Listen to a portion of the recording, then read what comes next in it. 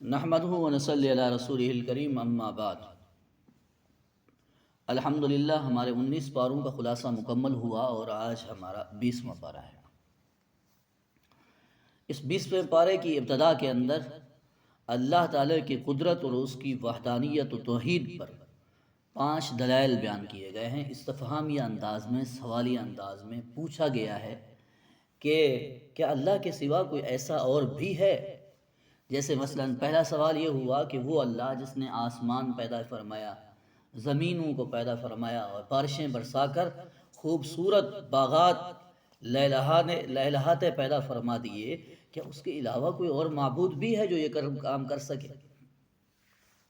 وہ محسن حقیقی۔ نمبر 2، دوسری دلیل کہ وہ محسن حقیقی جس نے زمین کو باعث قرار بنایا اور جس میں نہریں جاری کر دیں اور جس نے پہاڑ رکھ دیے اور میٹھے اور کھارے پانی کو خلط ملط ہونے سے بچانے کے لیے ان کے بیچ رکاوٹیں پیدا فرما دیں، کیا اللہ کے سوا کوئی اور بھی ہے جو ایسا کر سکے؟ نمبر 3، مجبور و مظلوم جب پکارتا ہے تو اس پر ہونے والے ظلم اور جبر و مصیبت سے کون بچاتا ہے؟ کیا اللہ کے علاوہ کوئی اور ہے؟ نمبر 4، چوتھی دلیل، بر و بحر کی تاریکیوں میں راستہ کون دکھاتا ہے؟ بارش برسانے سے پہلے ٹھنڈی ہوائیں کون چلاتا ہے؟ کیا رب کریم یا یہ ہاتھوں سے گھڑی ہوئی یہ مورتیاں؟ اور نمبر 5، انسان کو ابتدا میں کس نے پیدا کیا اور دوبارہ کون پیدا کرے گا اور رزق کون دیتا ہے؟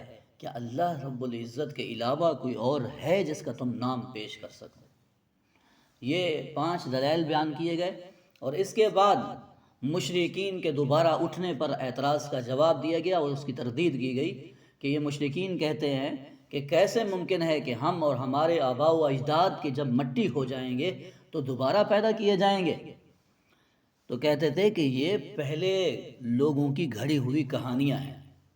تو انہیں جواب دیا گیا، آپ صلی اللہ علیہ وسلم کو تسلی بھی دی گئی اور ان مشرکین کو وعید سنائی گئی کہ تم سے پہلے مجرموں کے ساتھ جو ہوا وہ تمہارے ساتھ بھی ہونے والا ہے۔ اور اس کے بعد پھر دابۃ الارض، عجیب الخلقت جانور کا تذکرہ ہے، یعنی جو قرب قیامت میں ظاہر ہوگا اور وہ قیامت کی علامت کے طور پر ہوگا، اس کا تذکرہ بھی یہاں ملتا ہے۔ آگے سورہ قصص ہے۔ اس سورہ کا زیادہ تر حصہ حضرت موسیٰ علیہ السلام کے قصے پر، یعنی اس قصے پر مشتمل ہے جو حضرت موسیٰ علیہ السلام کا ہے۔ آپ صلی اللہ علیہ وسلم کی رسالت اور اس پر اعتراضات کے جواب دیے گئے ہیں۔ واقعہ کچھ یوں تھا کہ فرعون کو کسی نجومی نے کہہ دیا کہ بنی اسرائیل میں ایک بچہ پیدا ہونے والا ہے جو تمہاری سلطنت کے لیے خطرہ ہوگا۔ اس لیے پھر فرعون نے بچوں کو، یعنی بنی اسرائیل کے بچوں کو ذبح کرانا شروع کر دیا۔ حضرت موسیٰ علیہ السلام کی والدہ ماجدہ کے دل میں اللہ تعالیٰ نے یہ بات ڈال دی کہ جو بچہ پیدا ہو تو وہ اس کو دودھ پلاتی رہیں، جب کوئی خطرہ محسوس کریں تو وہ ایک تابوت میں رکھ کر اسے دریا کے حوالے کر دیں اور وہ خوف نہ کھائیں، ہم اس بچے کو ضرور اس تک دوبارہ پہنچا دیں گے اور اسے رسول بنائیں گے۔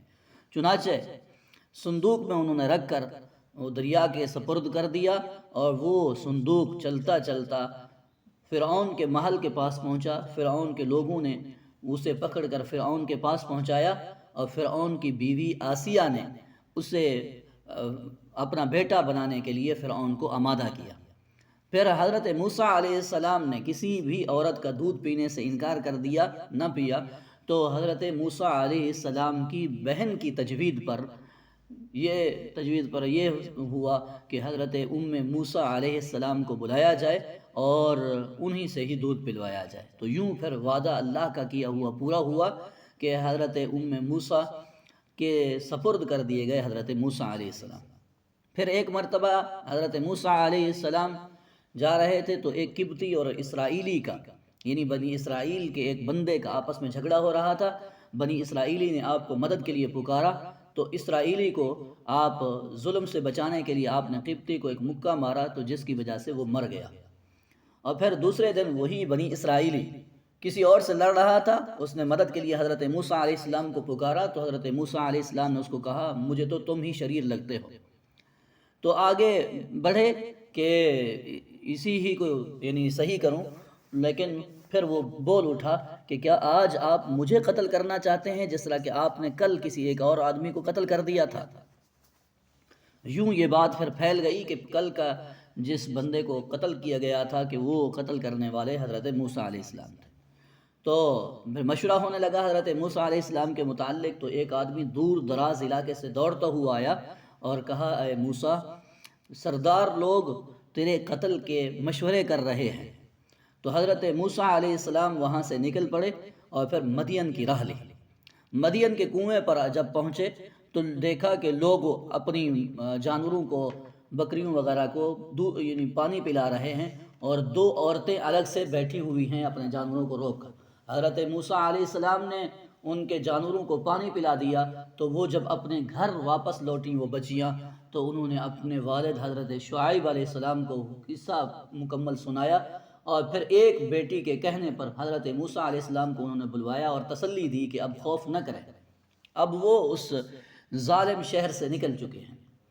ایک بیٹی نے درخواست کی کہ اسے اجرت پر رکھ لیا جائے، کیونکہ بہترین اجیر کی دونوں صفات ان میں موجود ہے، ایک ہے نمبر 1 طاقتور ہونا، اور نمبر 2 امانت دار ہونا۔ تو حضرت شعیب علیہ السلام نے 2 بیٹیوں میں سے ایک کے ساتھ آپ کو نکاح کی پیشکش کی، اور بشرطے کہ 8 سال تک وہ میرے پاس رہیں گے، یعنی بکریاں چرائیں گے، اور 10 سال اگر آپ اختیار کرنا چاہیں تو یہ بھی آپ کو اختیار ہوگا۔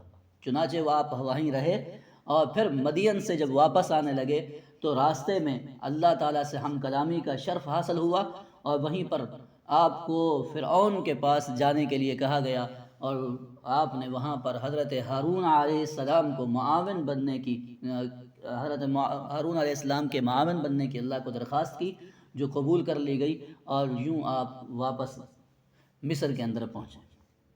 آگے قارون کا قصہ ہے کہ بنی اسرائیلی اور بعض روایات کے مطابق قارون حضرت موسیٰ علیہ السلام کے چچا کا بیٹا تھا، یعنی چچا زاد بھائی تھا آپ کا۔ اس کے پاس مال و دولت اتنا تھا کہ اس کے خزانے کی چابیاں اونٹ اٹھاتے تھے، اور یہ فرعون کا خاص آدمی تھا، بنی اسرائیل پر نگران مقرر تھا، کہ جب فرعون سے بنی اسرائیل نے نجات پائی تو یہ بھی بنی اسرائیل کے ساتھ ہی تھا، اور اپنے ساز و سامان پر اسے فخر و تکبر تھا، غرور تھا، اور کہتا تھا کہ یہ سب کچھ میں نے اپنے فن سے حاصل کیا ہے۔ اور پھر حضرت موسیٰ علیہ السلام کے اسے کہنے کے بعد کہ اللہ کا حق ادا کرے، اور اس نے انکار کر دیا، اور حضرت موسیٰ علیہ السلام پر طرح طرح کے الزامات لگانے شروع کیے، تو اللہ تعالیٰ نے اسے اس کے مال سمیت زمین کے اندر دھسا دیا۔ پھر آگے وعدہ خداوندی ہے کہ جب مکہ مکرمہ سے مدینہ منورہ کی طرف آپ ہجرت کر کے مقام جحفہ پر پہنچے، تو اس وقت آپ کی نظر مکہ مکرمہ کی طرف جانے والے راستے پر پڑی، تو آپ کو بیت اللہ اور اپنا وطن یاد آیا، اور اسی وقت ہی حضرت جبرائیل علیہ السلام وہی لے کر اترے کہ ہم بے شک وہ ذات جس نے آپ پر قرآن کو فرض کیا، نازل کیا، لرادک، کہ وہ آپ کو ضرور بضرور اس مکے کی طرف لوٹائے گا۔ آگے سورہ عنکبوت ہے۔ اس صورت میں مکڑی کا ذکر کر کے مشرکین کو مکڑی کے ساتھ تشبیہ دی گئی کہ جس طرح وہ ایک کمزور گھر بنا کر اس پر بھروسہ کرتی ہے، جو ایسا کمزور گھر ہے کہ نہ گرمی سے بچا سکتا ہے اور نہ سردی سے، اور نہ ہی تیز ہواؤں سے وہ مقابلہ کر سکتا ہے، اسی طرح مشرکین کا بھی یہی حال ہے کہ وہ غیر اللہ یعنی بتوں پر اعتبار کرتے ہیں، جو نہ انہیں نفع پہنچا سکتے ہیں اور نہ ہی کوئی نقصان۔ اور اس سورہ کے اندر توحید، رسالت اور قیامت کے دلائل بیان کیے گئے ہیں۔ سابقہ اقوام کے واقعات بیان کر کے اہل ایمان کو تسلی دی گئی کہ اہل ایمان پر آزمائشیں آتی ہیں اور پھر آسانیاں آ جاتی ہیں۔ اگر کہیں دین پر چلنا مشکل ہو تو ہجرت کرنے کی بھی ترغیب دی گئی ہے کہ وہاں سے ہجرت کر جایا کرو، اللہ کی وہاں پر پھر تمہارے لیے آسانیاں ہوں گی۔ والدین کی اطاعت و فرما برداری کے معتدل اصول بیان کیے گئے کہ اگر وہ صحیح بات کا حکم کریں تو ان کی بات کو مان لو، اور اگر وہ شرک کا حکم کریں تو پھر ان کی بات کو ماننا جائز نہیں ہے۔ اور اس کے بعد حضرت نوح علیہ السلام، حضرت ابراہیم علیہ السلام، حضرت لوط علیہ السلام اور حضرت شعیب علیہ السلام کے اجمالی قصص کا تذکرہ ہے، یہاں پر اجمالاً ان کے قصوں کو بیان کیا گیا ہے۔ یوں یہ پارہ مکمل ہوتا ہے، آگے پھر 21واں پارہ ہے۔ دعا ہے کہ اللہ رب العزت ہمیں قرآن کے مطابق اپنے زندگی استوار کرنے کی توفیق عطا فرمائے۔ وما علینا الا البلاغ۔